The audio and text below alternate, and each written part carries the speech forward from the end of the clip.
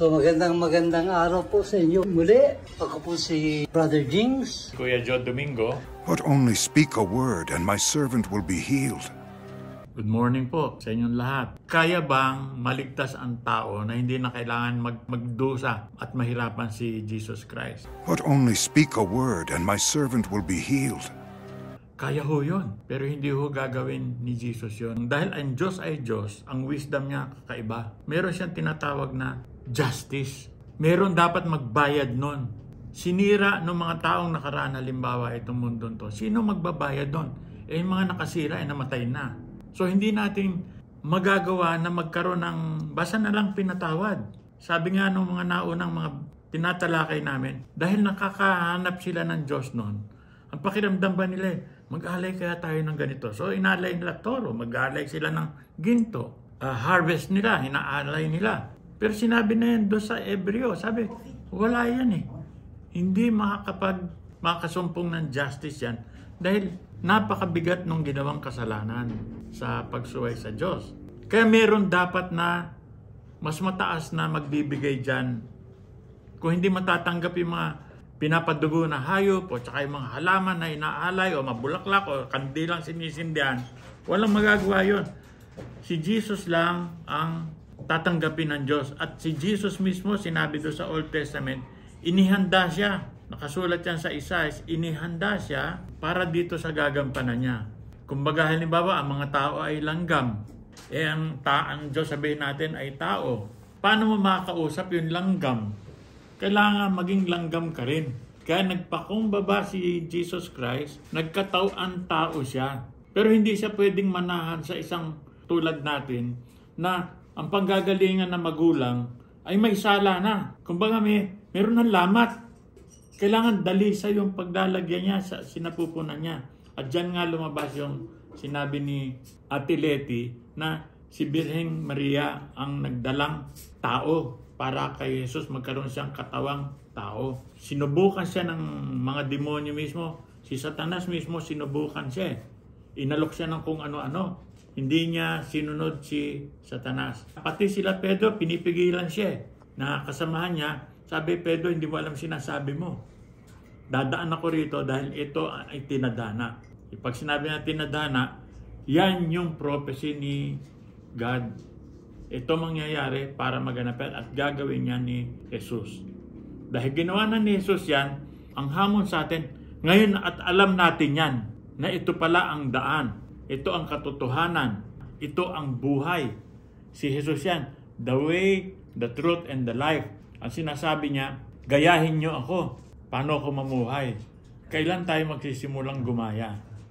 Dahil kayo mga nakikinig yan, hindi nyo na maitatatwa na dumating na sa inyo yung magandang balita. If today you hear His voice, this is God's voice na nabanggit ko kanina, huwag na kayo magmatigas. Magpakalambot na kayo. Sabihin nyo lang kay Lord, opo. At kumilos kayo. Hindi lang kayo magpapakabait. Magpakabuti kayo. Yung kasi mabait, hindi lang kumikibo. Yung mabuti, gumagawa. May action yan. Ang hamon nito, every day is today.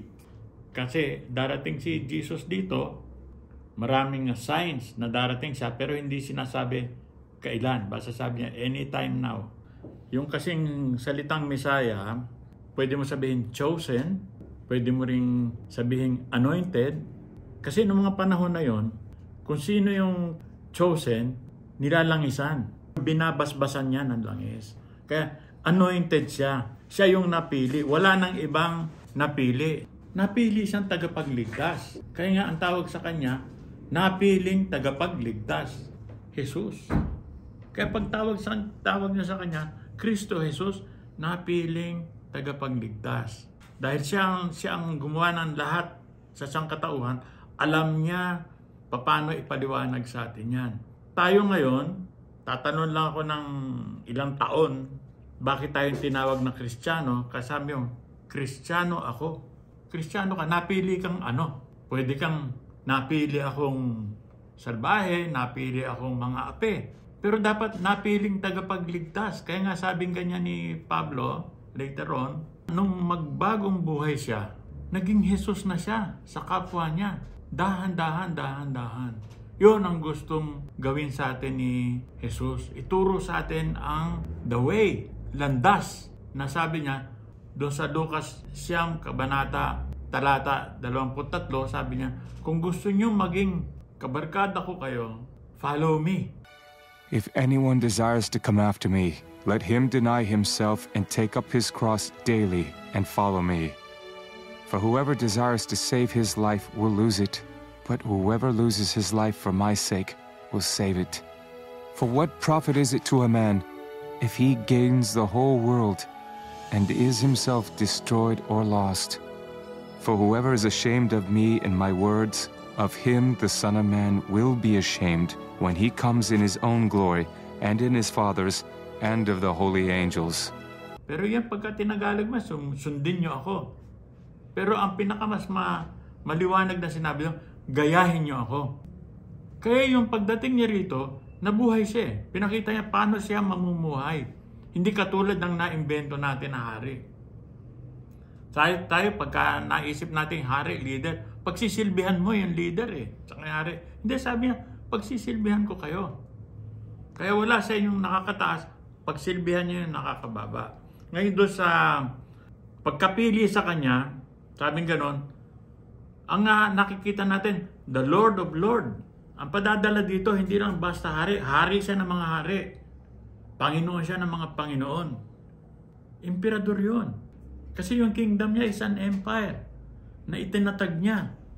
Iniwan niya. Yan ang nasabi niya. Gagawa tayo ng kingdom natin. Kingdom of heaven on earth. Tayo yung mga Katolik, tayo yung mga Kristiyano ngayon na narito. Iniwan niya sa atin to para kompletuhin natin sino-sino yung mga mahihikayat natin. Malalaman daw natin yun kasi alam ng tao kung siya yung hinihikayat. Basta hanapin natin sila. Ang trabaho natin, kumbaga doon siya ang nagtanim, tayo yung mamimitas. Pitasin natin yung mga tao na bunga nung tinanim niya. Nung hindi sumunod yung mga Hudyo, nag-focus siya sa mga Hentil. Kwento ni San Pablo yan. Pero sabi ni Pablo, huwag kayong mayabang.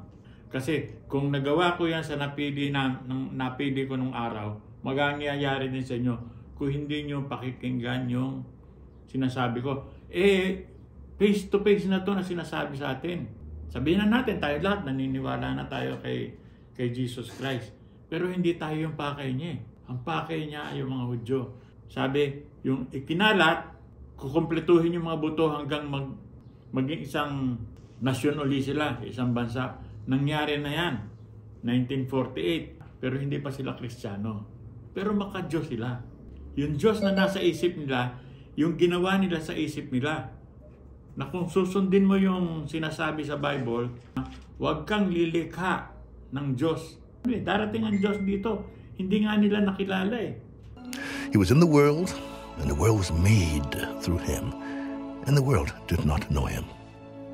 It came to his own, and his own did not receive him. But as many as received him, to them he gave the right to become children of God, to those who believe in his name, who are born not of blood, nor of the will of the flesh, nor of the will of man, but of God. Pero dito pinapakilala sa atin, sino yung Diyos sa pamamagitan ng buhay. You shall know them by their fruits. Yung magkaisa, yung communion ng mga taong maka-Diyos sa buhay ni Kristo. Iisa ang ating pamumuhay katulad ng kay Kristo. Maraming salamat po sa pakikinig.